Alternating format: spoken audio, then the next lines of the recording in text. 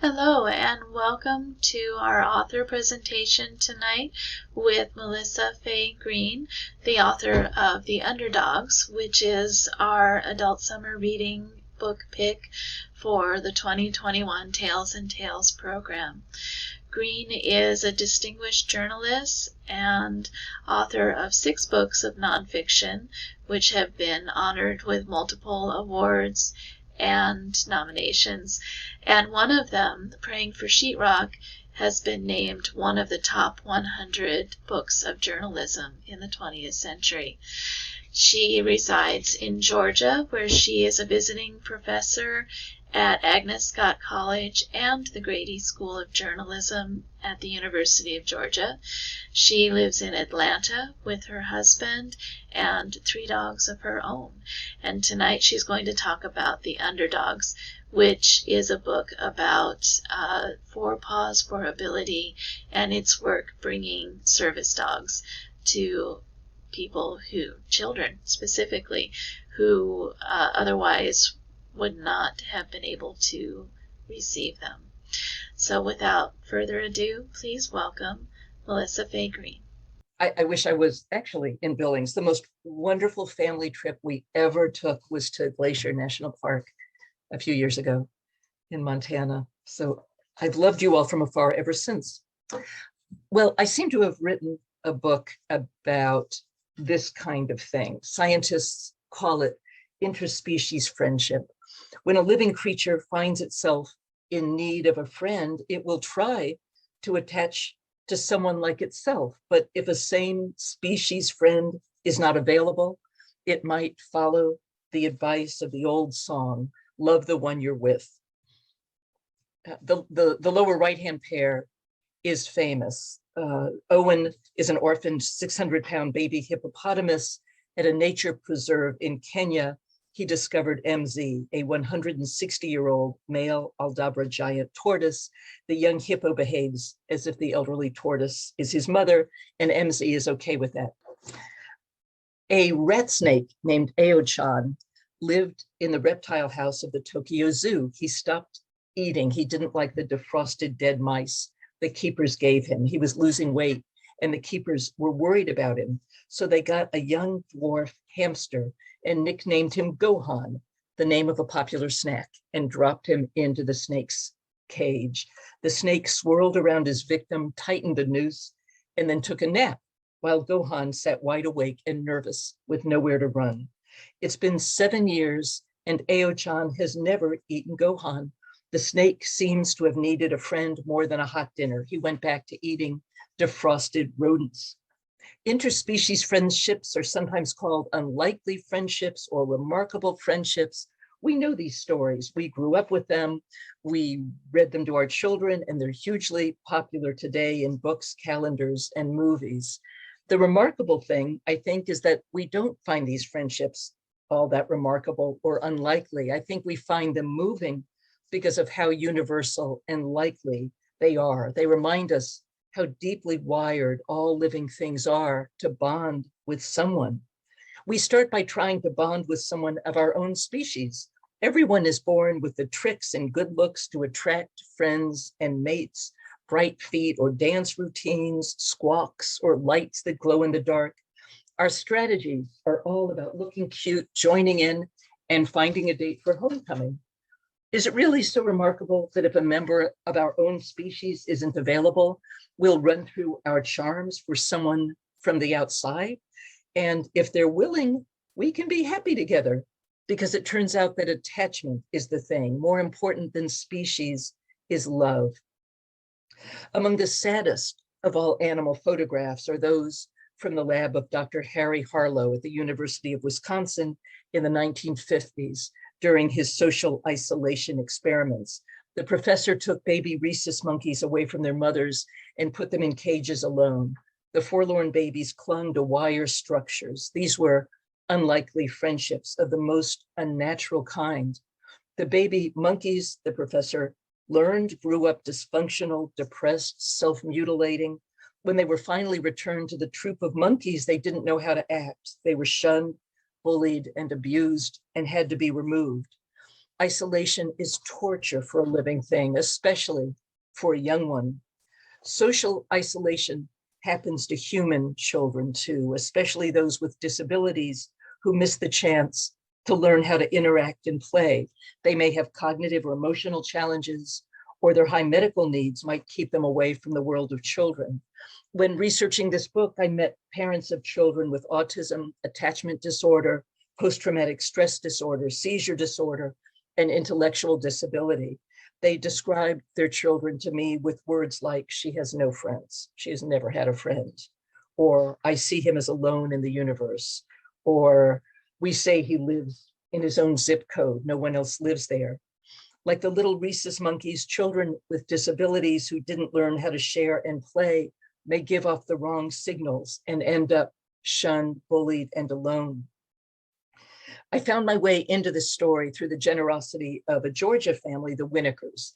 Donnie Winniker is a writer, speaker, and educator, and Harvey Winniker is the rabbi of Temple Kehilat Chaim in Roswell, Georgia. In 1999, they adopted two children from Russia, a one-year-old boy, Ayala, and a baby girl, Marasha.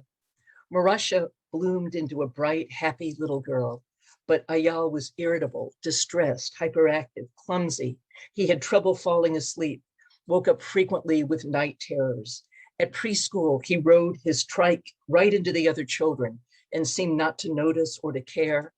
If Donnie shyly mentioned to a friend that she really had her hands full with Ayala, the friend might say, oh, he's all boy, or mine was the same way. So she felt hopeful, but Ayala became more oppositional and explosive rather than less. He exhausted his parents. He scared them. Sometime after the children's third birthdays, Donnie told me, our wonderful fairy tale of adopting two Russian babies started to come apart. End quote. The sight of a sticker on a banana or one of his sister's Barbie dolls in the bathtub could trigger large score tantrums from Ayala. One day he saw a paper napkin on the floor of the back seat of the car. He unbuckled his seatbelt and tried to jump out of the car into traffic. He exploded in fury if his mother touched his food. He claimed he could smell her on it. He ran up to strangers to kiss them, or he fell to the ground to feel their toes. I assumed everything was my fault, that I wasn't a good enough mother, Donnie said. For more than a year, specialists examined Ayala, but they didn't reach a conclusion until he was 4, and the parents learned the evidence pointed to fetal alcohol syndrome. His brain and central nervous system had been irreversibly damaged in utero by alcohol. He would never lead a normal life. He was intellectually impaired and would always struggle to learn, to reason, and to feel empathy. The family went into lockdown for years. They couldn't all leave the house at the same time. At least the parents and the sister had something to do outside the house. Ayala was incredibly alone. It was the rabbi who said to me, my son is alone in the universe. Like other children isolated by their disabilities who missed the chance to learn how to play and make friends, Ayala desperately needed a friend. But friendship with another child might not be realistic at the start for a profoundly isolated kid. In such a case, what might be needed for Friendship 101 is a friend from another species. None has been more celebrated in children's literature than the interspecies friendship between children and dogs. What a great option for children missing out on friendship and fun. Send in the dogs, give Ayala a service dog to teach him how to play. But it wasn't going to happen because service dog academies refused to place dogs with children. They said placing dogs with special needs children would lead to all kinds of disasters. Dogs weren't smart enough, they said. They couldn't problem solve or empathize. It was one thing to train a dog, they said, to lead an adult handler with blindness, but throw a dog into the pit with a child with oppositional defiant disorder or autism or seizure disorder. What could a dog do? It was beyond a dog's abilities. Why did the experts have such a low opinion of dogs? Don't most of us believe that dogs, that all animals possess intelligence and emotions, that they have what we refer to in one another as minds and hearts? Most of us probably believe that, but amazingly, until recently, most scientists did not. The negative modern scientific view of animals originated with this guy, 17th century French philosopher René Descartes. When he famously said, "I think, therefore I am," he was talking only about humans. Animals, he said, do not think or feel. They have no consciousness. They respond to their environments automatically. Animals, Descartes said, are complex organic machines. That was not the opinion of the greatest biological observer and thinker of all time. Unlike Descartes, Charles Darwin didn't philosophize about the inferiority of animals. He watched them closely and tried to understand them. He loved dogs and saw their intelligence and personalities. Darwin wrote, "The difference in mind between humans and the higher animals is one of degree and not of kind," meaning animals can think and feel as we do. But it was not Darwin's science, it was Descartes' philosophy. Animals are basically machines that dominated modern scientific thinking well into our own time. The consensus of modern science has been that animals lack intelligence and emotions.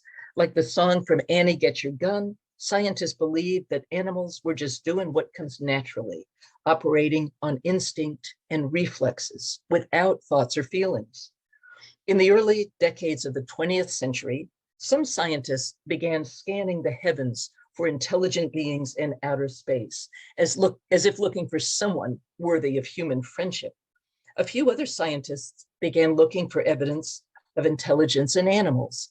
In the book I write, from the start, the benefit of the doubt and the bulk of the research money went to the aliens, as if we were far more likely to find thoughtful individuals 50 quadrillion light years away, rather than nesting in Earth's trees, singing in Earth's forests, and sleeping at the foot of Earth's beds, often under Earth's covers. A psychology professor at Columbia, Edward L. Thorndike, built puzzle boxes for cats out of scavenged wood and chicken wire. They looked like Cub Scout projects in desperate need of parental aid. Then he gathered a few cats to see if any possessed a shred of intelligence. They weren't aliens, but it was the best he could do on a teacher's salary. Inside a puzzle box, the cat curled around and meowed, not thrilled with the confinement, interested in the scrap of fish the professor had placed just outside the box. The challenge was whether the cat would discover that stepping on a foot pedal would open the door. If the cat made no progress, Dr. Thorndike gently placed her front paw on the foot pedal to see if that would inspire her. It would not. Cats prefer that strangers refrain from touching their paws. Sometimes he encouraged the cat to look at another cat that had already mastered the foot pedal. That didn't help either, because it's difficult to encourage a cat to observe anything the cat isn't already looking at. But if the cat, while circling around and whining, accidentally stepped on the foot pedal, the action freed her. She gobbled up her scrap of fish. When Thorndike put her back in the box, she got out faster the second time and even faster the third. This was a discovery of operant conditioning. Thorndike became a founder of the behaviorist movement in psychology. Had he found any intelligent cats? Even though all of them got out of his puzzle boxes, Thorndike thought not. For behaviorists like Descartes and now like Thorndike, animals were basically robots operating by instinct and conditioning, lacking hearts and minds. Meanwhile, in Dayton, Ohio, this woman got very sick. This is Karen Shirk. One day when she was 24, finishing up a social work degree at Wright State, she collapsed on campus, unable to move, barely able to breathe. She was rushed to a hospital, all systems failing. It took machinery to restart her lungs, and from that day on, she would breathe through a tracheotomy tube in her throat. She was diagnosed with a neuromuscular disease, spent most of the year in the hospital, and by age 27, she was a respirator-dependent, long-term disability housing patient with no hint that life would ever improve. "Why don't you get a dog?" a new nurse asked one day, 6 years into Karen's residency. "How could I take care of a dog?" Karen rasped in reply, covering the hole in her throat to enable speech. "I can't even take care of myself." "You could take care of a dog, I bet," said the nurse, who thought maybe a dog, I'm going to sneeze. who thought maybe a dog could jumpstart the life of this wasting away young woman. The nurse badgered Karen until Karen surrendered and began writing letters to service dog academies around the country. They all said no. They all say she was too disabled for a service dog. One academy said, quote, "We do not place our dogs with respirator dependent individuals who will never lead a productive life." Finally, one said yes and put Karen on a waiting list. 18 months went by. Then a trainer arrived to prepare for the arrival of a dog in 2 weeks. Karen felt hopeful. 2 weeks later, instead of a dog, a letter arrived. It said, quote, "Others with greater abilities will make better use of our dogs in their reintegration into the community," end quote. Karen said, "That's it. I don't care if I live or die. This is nothing but a long, slow decline toward death." She began stockpiling morphine. So Karen Shirk could not get a service dog because she was too disabled. Ayala Winokur couldn't get a service dog to teach him about friendship because he was a child. A little boy in New Jersey, Connor Millard, couldn't get a dog because he was a child and he was on a ventilator. Identical twins in Roswell, Georgia, with severe autism could not get a dog to calm them and to track them when they ran away because they were children. A little girl adopted from China who felt alone and unloved couldn't get a dog to teach her about love. Children isolated by disability couldn't get dogs to teach them about friendship and fun. So there was isolation and there was hardship and there was loneliness. But then some interesting things started to happen. A new generation of researchers said, wait a minute, we are seeing evidence of intelligence and feeling in animals.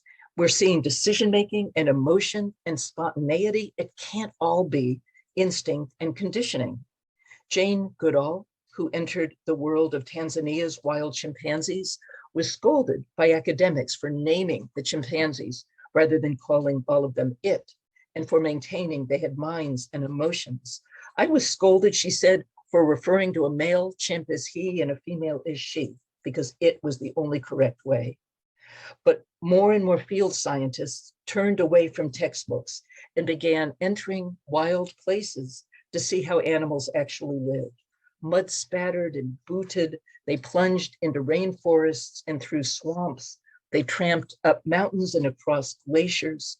They perceived animal worlds crackling with intensity of feeling and complex relationships. Mind and heart were the foundations of everything they saw. They helped lead to a revolution in cognitive science, overturning Descartes and behaviorism and restoring Darwin. Today, amazing research is being conducted into the thought processes and feelings of all kinds of animals. For example, did you know that fish develop cultural traditions, cooperate with one another, and recognize themselves and their friends? That dolphins chuckle when they are happy, and rats giggle with joy. Chickens love to play, and they are smart, moody, and emotional, and they form close friendships. Octopuses are amazing problem solvers, and they, unlike Thorndike's cats, can learn to solve puzzles by watching each other. Crickets, water striders, and fruit flies have all been found to have personalities that differ, not differ species from species, but differ in terms of individuals, meaning one cricket might be bolder and another cricket might be more of a stay-at-home. Animals laugh, animals act silly, animals love. Every time someone says they found the skill or the behavior separating us, the humans, from them, writes science journalist Virginia Morell, someone else surfaces to say, no, they just found that same trait or skill in another species. So it was good news. More and more scientists agreed that animals did have thoughts and feelings. The bad news was dogs were excluded from the research. Dogs were behind octopuses and crickets. Dogs were too ubiquitous, too domesticated, too artificial, too much like commodities, and too ridiculous to deserve attention from serious field biologists.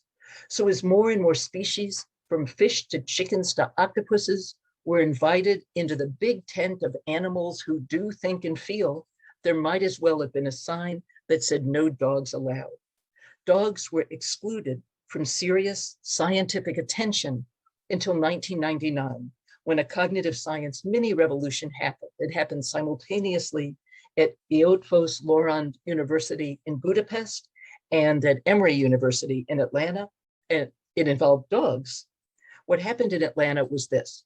An Emory professor of psychology, Dr. Michael Tomasello, was studying pointing, which human babies can do starting at around 9 months of age. Look at the bluebird. See the bluebird in the tree? We say to babies, and babies know to look. Professor Tomasello wondered, do our closest primate relatives understand pointing? If not, does that mean intention reading, which is the scientific word for pointing and understanding pointing?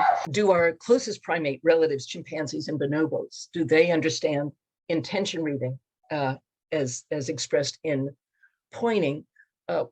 If not, does that mean intention reading arose after our lineage diverged from theirs 5 to 7 million years ago? Would that mean intention reading is uniquely human? Scientists love to find a thing that is uniquely human so they can publish a book about it. The Emory Psychology Lab included an undergraduate named Brian Hare. They created an experiment in which a treat was hidden under a container and a chimpanzee was invited to choose which treat he or she wanted. A researcher would point at the treat, showing the chimp where to find the treat, at least in the context of a lab, which obviously is not real life for a chimpanzee, but at least in the context of a lab, the pointing meant nothing to the chimpanzees. It did not help them choose a container, even though they understood the experiment and they wanted the treat. Even if the researcher actually touched the container, it still didn't help the chimpanzees. So Dr. Tomasello was moving toward the conclusion that to understand pointing was a kind of genius unique to humans. When Brian Hare, the undergraduate, said, my dog can do that. Yeah, right. Everyone's dog can do calculus, snapped the professor. So Brian, whose family lived near campus, went home and made a video of his dog, Oreo. Growing up, Brian and Oreo had spent many happy hours in Brian's backyard. Brian would practice hitting a baseball. The ball would fly under a bush or behind a tree, and he would point, Brian would point, and Oreo would run and bring back the tennis ball or whatever Brian was hitting. Oreo understood pointing. Skeptical, the professor invited Oreo to come into the lab to try the container test. Oreo aced it. Then the dogs of local volunteers passed the test with flying colors, and even puppies could follow a pointing finger to the correct container, and it upset everything scientists thought they knew about intention reading and primates and evolution in dogs. In time, Professor Brian Hare would create the Canine Cognition Lab at Duke University and publish this book about what geniuses dogs are. In full disclosure, let me state that the dogs in our family, whom you just heard barking, they're barking again, despite the fact that who's here? There's someone barking under the bed. Despite the fact that we live 3 blocks from Emory University, my dogs do not understand pointing. I can hopefully point at a neon green tennis ball under a bush. I can approach it and gaze at it while pointing until I am squatting directly above the tennis ball, which the dogs frantically wanted 10 seconds earlier, pointing at it from 1 inch away. And little Henry in the middle here will bound over and use that opportunity to lick my pointer finger, but he still can't find the ball. Meanwhile, the interest in dog cognition spread to major universities and research labs all over the world: Yale, Barnard, Duke, UC Boulder, Purdue, universities in England, Canada, Australia, Hungary, Germany. The US military got into the act. Neuroscientists jumped on board. All kinds of cool experiments were happening to answer questions like, do dogs think? Yes. Answer's yes. Do they have feelings? Yes, the researchers found. Do dogs feel pride? Yes. Do dogs know when you're feeling sad? Yep. Do dogs miss you when you're gone? Yes. Do dogs actually feel guilty when they look guilty? No. The guilt is not something. Exciting times, but The revolution in dog cognition did not reach the service dog world, where families suffered and children were isolated, and Karen Shirk was still stuck in a bed in a long-term nursing home facility. By now, her nurse was fed up. Get your own damn dog, she said. I wouldn't know how to train a dog. You'll hire a trainer. How would I even get a dog? Karen, for the love of God, get up. We're going to go look at dogs. So they looked at newspaper listings and drove to people's houses. And Karen felt nothing until the day she found herself facing a pen of all Black German Shepherd puppies. All the little girls ran to the front like, pick me, Karen told me. But the one little all Black male just tilted his head, looking at me with an expression on his face like, yeah, I'm the one you need. She named him Ben. And that was the end of her hours, days, months, and years alone in bed. Ben had to be taken outside, walked, cleaned up after, fed, brushed, bathed. He liked to go to parks and frolic. After an outing, by the time Karen had heaved herself out of the motorized wheelchair and back into bed, breathing hard through the trach tube, Ben was ready to go out again. Oh my God, what was I thinking? She thought, this is too much. She asked her nurse friend, could you take Ben out? Ha, I'm too busy for that, my friend, said the nurse. So Karen gasped for breath, rolled over and slid off the side of the bed, crawled and climbed back into the wheelchair, clicked Ben's leash and motored feebly out the front door. I didn't leap into life with Ben so much as inch back into it, she told me. But loneliness was gone, boredom was gone, self-pity was off the table. Ben passed his puppy training and then aced his service dog training. He had become a mobility dog. He could help her walk a few steps away from the wheelchair. He could open doors and turn on and off lights. At a store, he picked up Karen's wallet from her lap in the wheelchair, dropped it on the counter, and then returned it with change. When Karen asked for water, Ben opened the refrigerator and pulled a cold bottle out with his teeth. If she dropped something on the floor, she could point to it, and Ben would retrieve it. Ben understood pointing. Henry does not understand pointing. But we're not talking about my dog, Henry. We're talking about Karen's dog, Ben. Typical of the breed, he was a one-person dog. Ben bonded with Karen for life. A new medication enabled her to come off the ventilator during the day. She was walking more and more steps at a time. She applied to be the manager of a daycare center for cognitively challenged adults, and she was hired. She said goodbye to the nurse who had changed her life by adding a dog to it. Then Karen and Ben moved into a house of their own. As Andrew Solomon has written, the opposite of depression is not happiness, but vitality. So Karen found herself wondering how many people out there are stranded like I was, being told they're too disabled to get a service dog. How many people could return to life if just someone would get them started? Then she thought, I could do this. I'll rescue 4 or 5 dogs a year from a shelter, hire trainers, and place the dogs with people the major service dog agencies are denying. Word spread quickly, and Karen's phone began to ring. Am I too disabled for one of your dogs? People asked. Am I disabled enough? If your life can be improved by a dog and you can take good care of a dog, I'm going to give you a dog, Karen told them. She visited shelters, rescued dogs, hired trainers, and began placing mobility assistance dogs like Ben with adults. But one day, the parents of a 12-year-old girl with paralysis called to ask for a mobility dog for their daughter. Every agency had turned them down because she was a child. This was the Rubicon. This was the barrier no service dog agency would cross, placing a service dog with a child. Karen didn't see the problem as long as the parent served as the primary handler. But what if the dog dies? Other agency directors asked her. Well, that's no reason not to give a child a dog, she said. We give typical children dogs, even though a sad end is inevitable. Nobody would have a dog if that was the only consideration. Back to the animal shelter she went. Despite the prison-like appearance of the place and the collective hysteria of the dogs, she knew there had to be animals here with high intelligence and good dispositions. A German Shepherd mix slated for euthanasia watched her with that heartbreaking shelter dog mix of worry, fear, confusion, and hope. This is a good-looking boy, she called to a staffer nearby. Do you know anything about him? Can you sit? Can you sit, boy? Sit. The dog sat. His haunches trembled with the sincerity of his sit. He tentatively raised one paw a few inches off the floor in case the stranger also wanted shake, but she didn't say shake. So he put his paw back and just focused on his sit.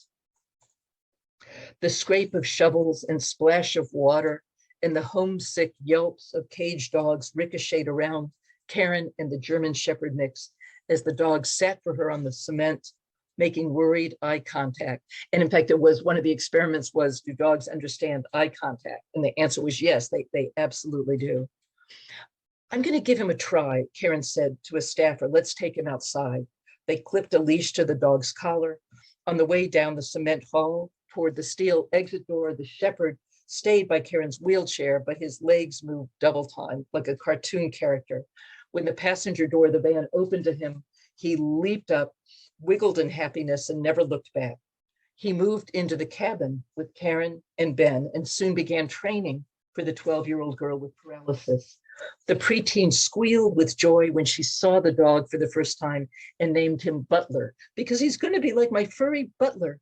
When his mobility training was finished and he was placed with the family, Butler broke the no child barrier among service dog agencies. He was a great success. He healed beside her wheelchair, slept on her bed, and always sat up extra straight and tall when told to sit, since this was evidently his winning skill.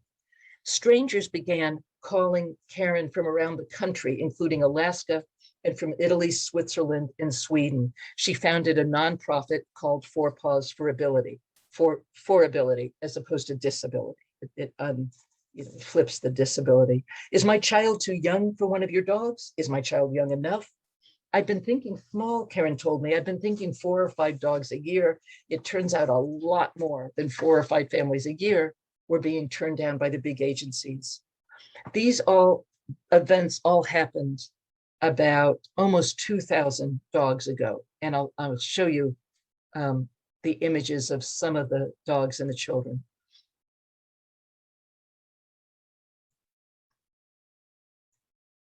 These pictures are taken at Four Paws at the week when the children come and meet their dogs for the first time. This child is reading to his dog.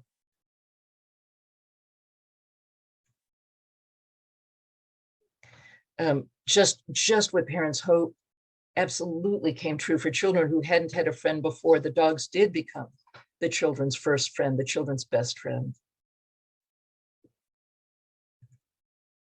Going to the hospital with children needing surgery, often due to seizure disorder.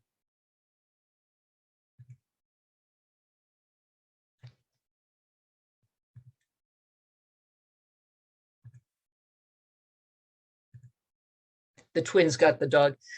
Four Paws chose for them a black lab bloodhound mix. He's such a good tracker that they finally gave up on running away because the dog was like, no. The dog just went, no. It's over. They don't even run away anymore. It's not worth the trouble. The dog finds them instantly.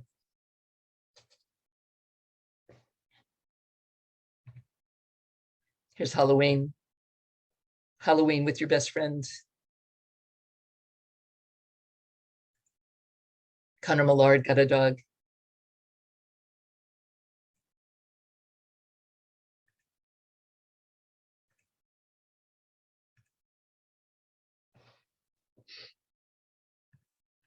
But what about the Winnikers in Atlanta? Ayala was 9 years old. His IQ was 80 and falling. His language was rudimentary. He got hooked on bizarre thoughts and obsessive feelings. He couldn't make decisions. He still suffered from night terrors and bedwetting. He seemed to care nothing for his family or anyone else. Doctors had tried 20 different medications without success. Is your son likely to verbally abuse a dog? Karen Shirk asked a mother during an intake phone call. Oh, well, verbally abuse, I guess I would have to say yes, said Donnie Winokur, who was phoning from Atlanta. Until that question, she'd been quite the fast talker, explaining her family's situation as she sensed in Karen Shirk a kind listener and wondered if, after years of pandemonium, they might have stumbled across a lifeline. But if Karen Shirk, like everything else they tried, if Karen Shirk said no, Donnie couldn't even face the idea of hanging up the phone and turning back to look at her lovely house, the perfect suburban cul-de-sac home into which they could never invite anybody. Then Karen Shirk's question stopped her, and Donnie told the truth that her son, who screamed at all of them day and night, would probably scream at a dog. Is your child physically aggressive? Asked Karen. Donnie paused and then said, yes. When he's aggressive, is it randomly directed at people with no rhyme or reason, or is it more avoidance defensive, like you want him to use a fork and he doesn't want to? Is the aggression more aimed at someone who's asking something of him? Yes, like that, Donnie said, avoidance, like the world's just putting too much pressure on him. I got it, said Karen. That doesn't concern me. That type of aggression is virtually never aimed at an animal. You're going to give us a dog? Donnie Winokur said she couldn't believe it. Well, I've never heard of fetal alcohol, but your son's issues don't sound all that different from a lot of our kids. I don't see a problem here. You're going to give us a dog? If your son and your family can be helped by a dog and you can take good care of a dog, we're going to give you a dog, said Karen Shirk. And then it takes months. There's a long waiting list. The waiting list now is a couple of years long, and it's expensive to get one of these dogs.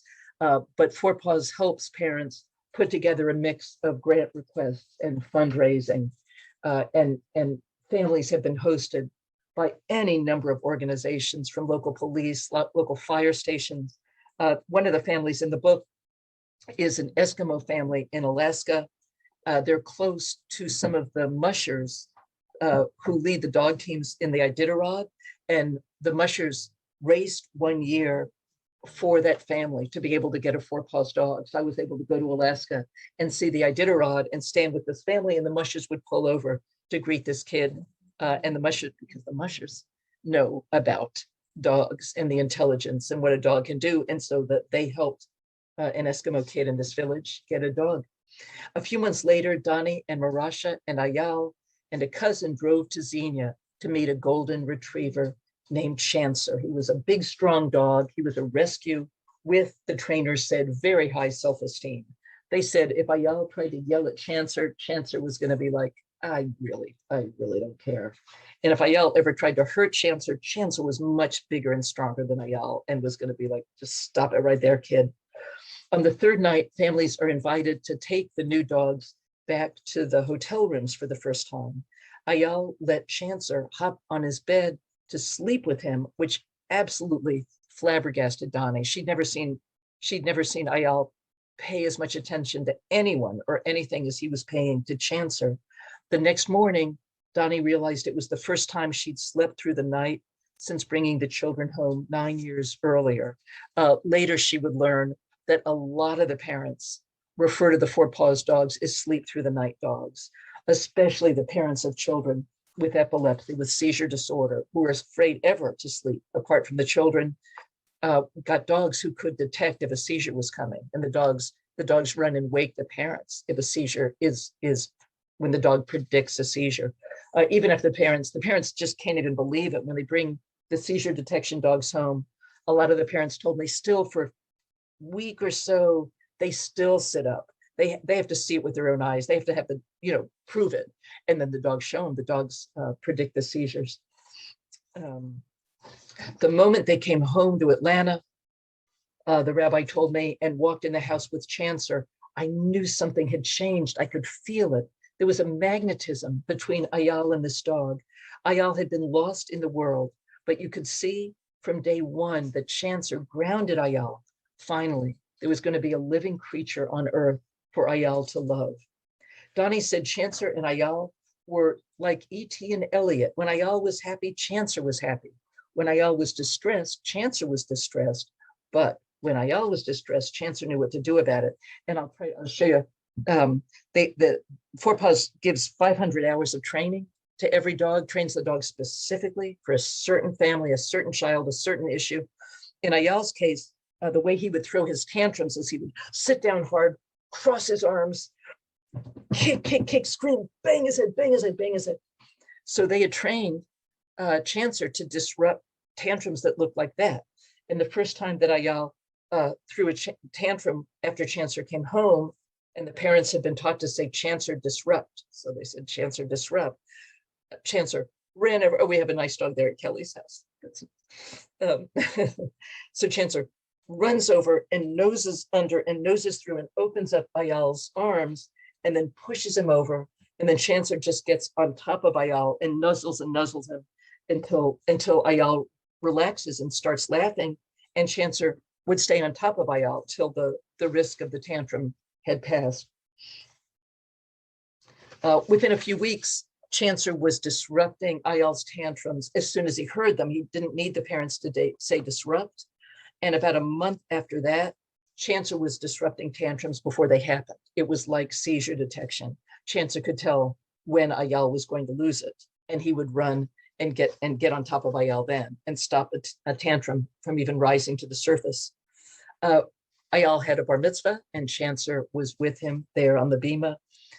Tutors come to the house to work with Ayala, and the tutors quickly learned to respect Chancellor. Chancellor, he's a big, sloppy golden retriever. He could be, lounging in the front hall, and Ayala could be sitting there working with a tutor, and then Chancellor would suddenly get up, come in, and push between the tutor and Ayala, basically saying to the tutor, "We're done for today. We'll see. We'll see you next Thursday. We're done." And the tutors learned to disregard that at their peril. Like if the dog says the kid's about to hit the wall, it's like, "Bye, see you next week."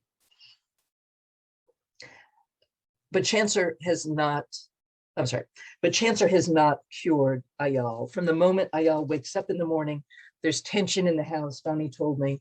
He has neurological and psychological damage that even Chancellor's paws can't reach. But Chancellor mitigates the disability. It's like we have a nanny. Harvey and I feel like we're sitting on a volcano, she said. Ayala is a 13-year-old who functions cognitively, emotionally, and socially like an 8-year-old. That gap will widen. He will never catch up to his chronological age, end quote. Ayala will never drive a car. He'll never hold a regular job. He doesn't understand money or time. Young people with fetal alcohol spectrum disorders are at high risk of social isolation, dangerous behaviors, dropping out of school, unemployment, drug and alcohol abuse, imprisonment. But Chancellor doesn't know that Ayala is cognitively impaired. What he knows is that Ayala is his boy. Chancellor loves Ayala in a perfect way, with an unconditional love beyond what even his family can offer him. Chancellor never feels disappointed in Ayala or embarrassed by Ayala or worried about Ayala, beyond cognitive ability or disability, beyond predictions of a bright future or a dismal one. On a field of grass and hard-packed dirt and crows and dandelions, between the playground and the baseball diamond, you can see them sometimes, the two of them running, laughing their heads off, sharing a moment of enormous happiness, just a boy and his dog. As for my dog, Henry, who doesn't understand pointing, it doesn't matter. I don't care that he can't figure out which bucket the stupid treat is under, because he, like all dogs, Henry knows where love is and how to find it. And that's the end. Thank you.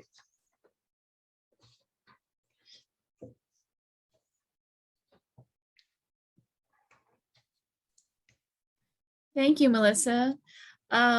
Would like to open up for any questions that anybody might have.